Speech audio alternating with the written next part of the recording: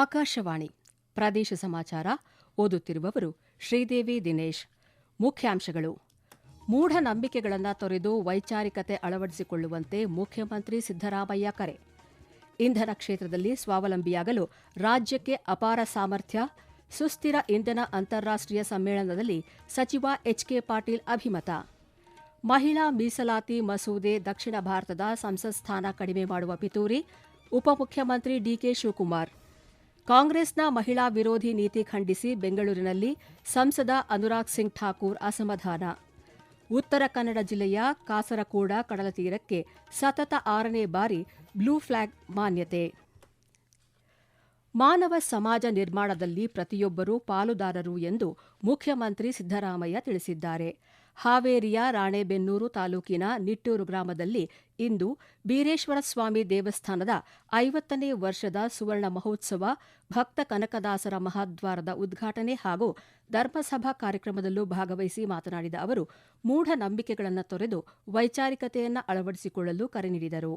ಬಸವಣ್ಣನವರು ತೋರಿದ ಕಾಯಕ ಮತ್ತು ಸಮಾನತೆಯ ಹಾದಿಯಲ್ಲಿ ಸಾಗುವಂತೆ ಸಲಹೆ ನೀಡಿದ ಅವರು, ಸಂವಿಧಾನದ ಆಧಾರ ಸ್ತಂಭಗಳಾದ ಭ್ರಾತೃತ್ವದ ಆಶಯಗಳನ್ನು ತಮ್ಮ ಸರ್ಕಾರ ಪಾಲಿಸುತ್ತಿದೆ ಎಂದು ತಿಳಿಸಿದರು. ಇದಕ್ಕೂ ಮುನ್ನ ರಾಣೆಬೆನ್ನೂರಿನ ದೊಡ್ಡಕೆರೆ ಆವರಣದಲ್ಲಿ ಇಂದು ಜರುಗಿದ ಸಮಾರಂಭದಲ್ಲಿ ರಾಣೆಬೆನ್ನೂರು ತಾಲೂಕಿನ ವಿವಿಧ ಅಭಿವೃದ್ಧಿ ಕಾಮಗಾರಿಗಳ ಶಂಕುಸ್ಥಾಪನೆ ನೆರವೇರಿಸಿದರು. ನಂತರ ಸುದ್ದಿಗಾರರೊಂದಿಗೆ ಮಾತನಾಡಿದ ಅವರು, ಮಹಿಳಾ ಮೀಸಲಾತಿ ಮಸೂದೆ ರಾಜ್ಯಸಭೆ ಮತ್ತು ಲೋಕಸಭೆಯಲ್ಲಿ 2023ರಲ್ಲಿಯೇ ಅಂಗೀಕಾರವಾಗಿದ್ದು, ಪ್ರಸ್ತುತ ಕ್ಷೇತ್ರ ಮರು ವಿಂಗಡಣೆಯನ್ನ ಸೇರಿಸಿ ಮಂಡಿಸಿದ್ದ ಪರಿಣಾಮವಾಗಿ ಮಸೂದೆಗೆ ಸೋಲುಂಟಾಗಿದೆ. ಮಹಿಳಾ ಮೀಸಲಾತಿಗೆ ತಮ್ಮ ವಿರೋಧವಿಲ್ಲ ಎಂದು ಮುಖ್ಯಮಂತ್ರಿ ಸಿದ್ದರಾಮಯ್ಯ ಸ್ಪಷ್ಟಪಡಿಸಿದರು. ಮಹಿಳೆಯರಿಗೆ 33% ಮೀಸಲಾತಿ ನೀಡಬೇಕೆಂದು ಬಿಜೆಪಿ ಎಂದಿಗೂ ಒತ್ತಾಯಿಸಿಲ್ಲ. ಸ್ಥಳೀಯ ಸಂಸ್ಥೆಗಳಲ್ಲಿ ಮಹಿಳಾ ಮೀಸಲಾತಿಯನ್ನು ಸಂವಿಧಾನದ 73, 74ನೇ ತಿದ್ದುಪಡಿಗಳನ್ನು ರಾಜೀವ್ ಗಾಂಧಿಯವರು ಪ್ರಧಾನಮಂತ್ರಿಯಾಗಿದ್ದಾಗ ತಂದಿದ್ದರು. ಜಿಲ್ಲಾ ಮತ್ತು ತಾಲೂಕು ಪಂಚಾಯಿತಿಗಳಲ್ಲಿ ಮಹಿಳೆಯರಿಗೆ 33% ಮೀಸಲಾತಿ ನೀಡಬೇಕೆಂದು ಬಿಜೆಪಿ ಎಂದಿಗೂ ಒತ್ತಾಯಿಸಿಲ್ಲ. ಈಗ ಮಾತ್ರ ಮಹಿಳಾ ಮೀಸಲಾತಿಗೆ ಒತ್ತಾಯಿಸಿ ರಾಜಕೀಯ ಮಾಡುತ್ತಿದ್ದಾರೆ ಎಂದರು. ಉತ್ತರ ಭಾರತದಲ್ಲಿ ಸ್ಥಾನಗಳು ಹೆಚ್ಚಾಗುವುದರ ಬಗ್ಗೆ ತಮ್ಮ ವಿರೋಧವೇ ಹೊರತು ಮಹಿಳಾ ಮೀಸಲಾತಿಗೆ ವಿರೋಧವಲ್ಲ ಎಂದು ಪುನರುಚ್ಚರಿಸಿದರು. ಮಹಿಳಾ ಮೀಸಲಾತಿಗೆ ವಿರೋಧ ಇಲ್ಲ. ಮಹಿಳಾ ಮೀಸಲಾತಿ ಪರ ಇರೋರು ನಾವು. ಸಂವಿಧಾನ ತಿದ್ದುಪಡಿ ಆಗ್ಬೇಕಾದ್ರೆ 2/3 ಆಗ್ಬೇಕಲ್ಲ, 50% ಆಫ್ ದಿ ಸ್ಟೇಟ್ಸ್ ಒಪ್ಪಿಗೆ ಕೊಡಬೇಕಲ್ಲ ಅದಕ್ಕೆ. ಅದರಿಂದ ನಾವು ಅದಕ್ಕೆ ವಿರೋಧ ಮಾಡಿದೆವು ಹೊರತು ಡಿಲಿಮಿಟೇಷನ್ಗೆ, but not to the women reservation. ಇಂಧನ ಕ್ಷೇತ್ರದಲ್ಲಿ ಸ್ವಾವಲಂಬಿಯಾಗಲು ಕರ್ನಾಟಕ ಅಪಾರ ಸಾಮರ್ಥ್ಯ ಹೊಂದಿದೆ ಎಂದು ಕಾನೂನು ಮತ್ತು ಸಂಸದೀಯ ವ್ಯವಹಾರಗಳ ಸಚಿವ ಎಚ್ಕೆ ಪಾಟೀಲ್ ತಿಳಿಸಿದ್ದಾರೆ. ಬೆಂಗಳೂರಿನಲ್ಲಿ ನಡೆದ 2 ದಿನಗಳ ಸುಸ್ಥಿರ ಇಂಧನ 2047ರ ಭಾರತಕ್ಕಾಗಿ ಕಾರ್ಯಸೂಚಿ ಎಂಬ ಅಂತಾರಾಷ್ಟೀಯ ಸಮ್ಮೇಳನದ ಸಮಾರೋಪ ಸಮಾರಂಭವನ್ನು ಉದ್ದೇಶಿಸಿ ಮಾತನಾಡಿದ ಅವರು, ಇಂಧನ ಪರಿವರ್ತನೆ ಕೇವಲ ತಾಂತ್ರಿಕ ಬದಲಾವಣೆಯಲ್ಲ, ಬದಲಿಗೆ ಅದೊಂದು ಕಾನೂನು ಮತ್ತು ಸಾಂಸ್ಥಿಕ ರೂಪಾಂತರವಾಗಿದೆ. ಪರಿಸರದ ರಕ್ಷಣೆ, ಭೂ ಬಳಕೆ ಮತ್ತು ಮಾರುಕಟ್ಟೆ ನಿಯಂತ್ರಣಕ್ಕೆ ಸಂಬಂಧಿಸಿದ ಸವಾಲುಗಳಿಗೆ ಕಾನೂನು ಸಮರ್ಪಕವಾಗಿ ಸ್ಪಂದಿಸಬೇಕಿದೆ ಎಂದರು. ನವೀಕರಿಸಬಹುದಾದ ಇಂಧನ ಮೂಲಗಳು, ಏಕೀಕರಣ ಮತ್ತು ಇಂಧನ ಸಂಗ್ರಹಣೆಯ ಸವಾಲುಗಳನ್ನು ಎದುರಿಸಲು ಪ್ರಸ್ತುತವಿರುವ ವಿದ್ಯುಚ್ಛಕ್ತಿ ಕಾಯ್ದೆಗೆ ಸುಧಾರಣೆ ಅಗತ್ಯವಿದೆ ಎಂದರು.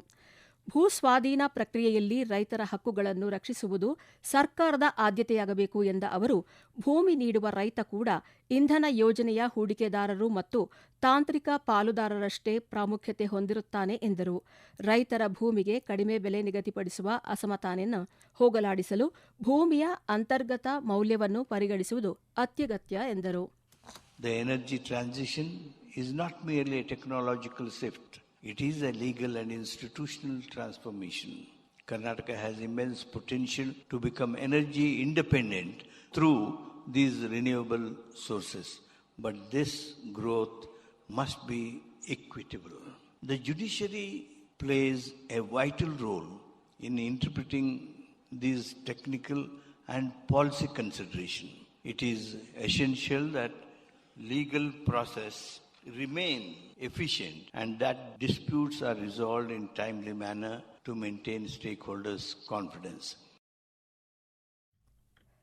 ಸಮಾರೋಪ ಸಮಾರಂಭದಲ್ಲಿ ಸುಪ್ರೀಂ ಕೋರ್ಟ್ ನ್ಯಾಯಮೂರ್ತಿ ಜಸ್ಟಿಸ್ ವಿಕ್ರಮ್ ನಾಥ್, ರಾಜ್ಯ ಸರ್ಕಾರದ ಪ್ರಧಾನ ಕಾರ್ಯದರ್ಶಿ ಡಾ ಶಾಲಿನಿ ರಜನೀಶ್, ಇಂಧನ ಸಚಿವ ಕೆಜೆ ಜಾರ್ಜ್, ಕರ್ನಾಟಕ ಉಚ್ಚ ನ್ಯಾಯಾಲಯದ ಮುಖ್ಯ ನ್ಯಾಯಮೂರ್ತಿ ಜಸ್ಟಿಸ್ ವಿಭು ಭಕ್ರು ಸೇರಿದಂತೆ ಅನೇಕ ಗಣ್ಯರು ಉಪಸ್ಥಿತರಿದ್ದರು.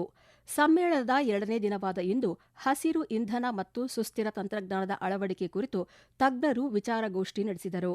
ಸಮ್ಮೇಳನದಲ್ಲಿ ಇಂಧನ ಇಲಾಖೆಯ ಹಿರಿಯ ಅಧಿಕಾರಿಗಳು ಮತ್ತು ಜಾಗತಿಕ ತಜ್ಞರು ಪಾಲ್ಗೊಂಡು ಭವಿಷ್ಯದ ಸವಾಲುಗಳನ್ನು ಎದುರಿಸಲು ಸೌರ ಮತ್ತು ಪವನ ಶಕ್ತಿಯ ಸಮರ್ಥ ಬಳಕೆಯ ಅತ್ಯಗತ್ಯತೆ ಕುರಿತು ಸಮಾಲೋಚಿಸಿದರು. ಪ್ರದೇಶ ಸಮಾಚಾರ ಕೇಳುತ್ತಿದ್ದೀರಿ. ನಮ್ಮ ಎಲ್ಲಾ ರಾಷ್ಟ್ರೀಯ ವಾರ್ತೆಗಳು ಹಾಗೂ ಪ್ರದೇಶ ಸಮಾಚಾರ ಈಗ ಆಕಾಶವಾಣಿ ನ್ಯೂಸ್ ಕನ್ನಡ ಯೂಟ್ಯೂಬ್ ಚಾನೆಲ್ನಲ್ಲಿ ಲಭ್ಯ. ನಮ್ಮ ಎಕ್ಸ್ ಖಾತೆ ಮತ್ತು ಇನ್ಸ್ಟಾಗ್ರಾಂ ಖಾತೆ ಆಕಾಶವಾಣಿ ನ್ಯೂಸ್ ಕನ್ನಡ. ಹೆಚ್ಚಿನ ಮಾಹಿತಿಗಾಗಿ ನಮ್ಮ ಫೇಸ್ಬುಕ್ ಖಾತೆ AIR ಕನ್ನಡ ನ್ಯೂಸ್ ಅನುಸರಿಸಿ. ಮಾಹಿತಿಯ ಹೂರಣ ವಾರದ ಕಾರ್ಯಕ್ರಮ ಪ್ರಚಲಿತ ವಿದ್ಯಮಾನ ಪ್ರತಿ ಬುಧವಾರ 9:15ಕ್ಕೆ. ಮಹಿಳಾ ಮೀಸಲಾತಿ ಮಸೂದೆಯು ದಕ್ಷಿಣ ಭಾರತದ ಸಂಸತ್ ಸ್ಥಾನಗಳನ್ನು ಕಡಿಮೆ ಮಾಡುವ ಪಿತೂರಿಯಾಗಿದೆ ಎಂದು ಉಪಮುಖ್ಯಮಂತ್ರಿ ಡಿಕೆ ಶಿವಕುಮಾರ್ ಕೇಂದ್ರ ಸರ್ಕಾರದ ವಿರುದ್ಧ ಅಸಮಾಧಾನ ವ್ಯಕ್ತಪಡಿಸಿದರು. ಹುಬ್ಬಳ್ಳಿಯಲ್ಲಿ ಸುದ್ದಿಗಾರರೊಂದಿಗೆ ಮಾತನಾಡಿದ ಅವರು, ದಕ್ಷಿಣ ರಾಜ್ಯಗಳಿಂದ ತಮಗೆ ಸ್ಥಾನಗಳು ಬೇಡ ಎಂಬ ಧೋರಣೆಯನ್ನ ಬಿಜೆಪಿ ತಳೆದಿದೆ ಎಂದರು. ಮಹದಾಯಿ ಯೋಜನೆ ವಿಳಂಬದ ಕುರಿತು ಕೇಂದ್ರದ ನಡೆಯನ್ನ ಟೀಕಿಸಿದ ಅವರು, ಗೋವಾ ಸರ್ಕಾರದ ಭೀತಿಯಿಂದಾಗಿ ಕೇಂದ್ರ ಸರ್ಕಾರ ಮಹದಾಯಿ ಯೋಜನೆಗೆ ಅನುಮತಿ ನೀಡುತ್ತಿಲ್ಲ. ಕೇಂದ್ರ ಸಚಿವ ಪ್ರಹ್ಲಾದ್ ಜೋಶಿ ಅವರೊಂದಿಗೆ ಹಲವು ಬಾರಿ ಚರ್ಚಿಸಿದರೂ ಯಾವುದೇ ಪ್ರಯೋಜನವಾಗಿಲ್ಲ ಎಂದರು. ಇದೇ ವೇಳೆ ನೀರಾವರಿ ಯೋಜನೆಗಳ ಕುರಿತು ಮುಂದಿನ 1 ತಿಂಗಳೊಳಗೆ ಮಹತ್ವದ ನಿರ್ಧಾರ ಕೈಗೊಳ್ಳಲಾಗುವುದು ಎಂದು ಉಪಮುಖ್ಯಮಂತ್ರಿ ಡಿಕೆ ಶಿವಕುಮಾರ್ ಮಾಹಿತಿ ನೀಡಿದರು. ಮಹಿಳಾ ಮೀಸಲಾತಿ ಮಸೂದೆ ವಿಚಾರದಲ್ಲಿ ಕಾಂಗ್ರೆಸ್ ಮತ್ತು ಅದರ ಮಿತ್ರ ಪಕ್ಷಗಳು ಮಹಿಳೆಯರಿಗೆ ದ್ರೋಹ ಮಾಡಿದ್ದು, ಇಂತಹ ಮಹಿಳಾ ವಿರೋಧಿ ಪಕ್ಷಗಳನ್ನು ದೇಶದ ಮಹಿಳೆಯರು ಕ್ಷಮಿಸುವುದಿಲ್ಲ ಎಂದು ಸಂಸದ ಅನುರಾಗ್ ಸಿಂಗ್ ಠಾಕೂರ್ ತಿಳಿಸಿದ್ದಾರೆ. ಬೆಂಗಳೂರಿನ ಬಿಜೆಪಿ ರಾಜ್ಯ ಪ್ರಧಾನ ಕಚೇರಿ ಜಗನ್ನಾಥ ಭವನದಲ್ಲಿ ಇಂದು ನಡೆದ ಸುದ್ದಿಗೋಷ್ಠಿಯಲ್ಲಿ ಮಾತನಾಡಿದ ಅವರು, ಕಾಂಗ್ರೆಸ್ ಮತ್ತು ಮಿತ್ರ ಪಕ್ಷಗಳು 5ನೇ ಬಾರಿ ಮಹಿಳಾ ಮೀಸಲಾತಿ ಮಸೂದೆಯನ್ನು ತಡೆಹಿಡಿಯುವ ಮೂಲಕ ರಾಜಕೀಯ ಪ್ರಾತಿನಿಧ್ಯದ ಹಕ್ಕಿನಿಂದ ಮಹಿಳೆಯರನ್ನು ವಂಚಿಸಿವೆ ಎಂದರು. 2023ರಲ್ಲಿ ಚುನಾವಣಾ ಕಾರಣಗಳಿಗಾಗಿ ಮಸೂದೆಯನ್ನು ವಿರೋಧ ಪಕ್ಷಗಳು ಬೆಂಬಲಿಸಿದ್ದವು ಎಂದ ಸಂಸದರು, ಕ್ಷೇತ್ರ ಪುನರ್ ವಿಂಗಡಣೆಯಿಂದ ದಕ್ಷಿಣ ಭಾರತದ ರಾಜ್ಯಗಳಿಗೆ ಯಾವುದೇ ನಷ್ಟವಾಗುವುದಿಲ್ಲ ಎಂದು ತಿಳಿಸಿದರು.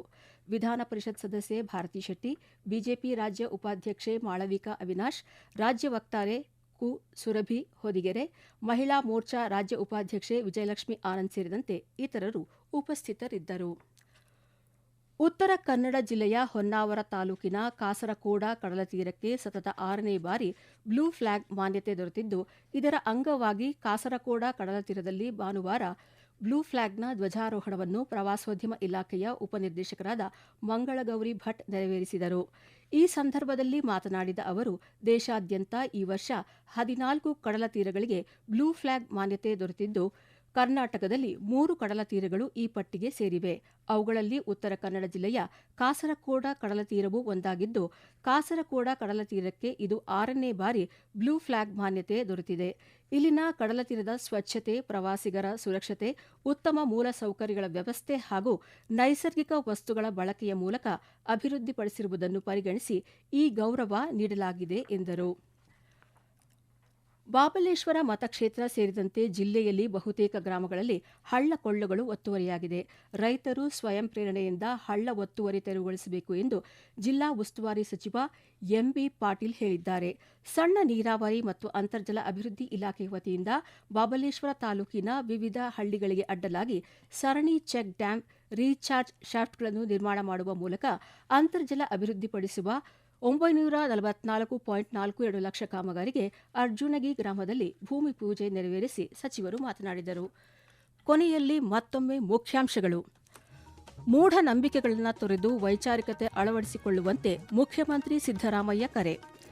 ಇಂಧನ ಕ್ಷೇತ್ರದಲ್ಲಿ ಸ್ವಾವಲಂಬಿಯಾಗಲು ರಾಜ್ಯಕ್ಕೆ ಅಪಾರ ಸಾಮರ್ಥ್ಯ, ಸುಸ್ಥಿರ ಇಂಧನ ಅಂತಾರಾಷ್ಟ್ರೀಯ ಸಮ್ಮೇಳನದಲ್ಲಿ ಸಚಿವ ಎಚ್ಕೆ ಪಾಟೀಲ್ ಅಭಿಮತ. ಮಹಿಳಾ ಮೀಸಲಾತಿ ಮಸೂದೆ ದಕ್ಷಿಣ ಭಾರತದ ಸಂಸತ್ ಸ್ಥಾನ ಕಡಿಮೆ ಮಾಡುವ ಪಿತೂರಿ, ಉಪಮುಖ್ಯಮಂತ್ರಿ ಡಿಕೆ ಶಿವಕುಮಾರ್. ಕಾಂಗ್ರೆಸ್ನ ಮಹಿಳಾ ವಿರೋಧಿ ನೀತಿ ಖಂಡಿಸಿ ಬೆಂಗಳೂರಿನಲ್ಲಿ ಸಂಸದ ಅನುರಾಗ್ ಸಿಂಗ್ ಠಾಕೂರ್ ಅಸಮಾಧಾನ. ಉತ್ತರ ಕನ್ನಡ ಜಿಲ್ಲೆಯ ಕಾಸರಕೋಡ ಕಡಲತೀರಕ್ಕೆ ಸತತ 6ನೇ ಬಾರಿ ಬ್ಲೂ ಫ್ಲಾಗ್ ಮಾನ್ಯತೆ. ಇಲ್ಲಿಗೆ ಪ್ರದೇಶ ಸಮಾಚಾರ ಮುಗಿಯಿತು. ನಮ್ಮ ಮುಂದಿನ ವಾರ್ತಾ ಪ್ರಸಾರ ರಾತ್ರಿ 7:35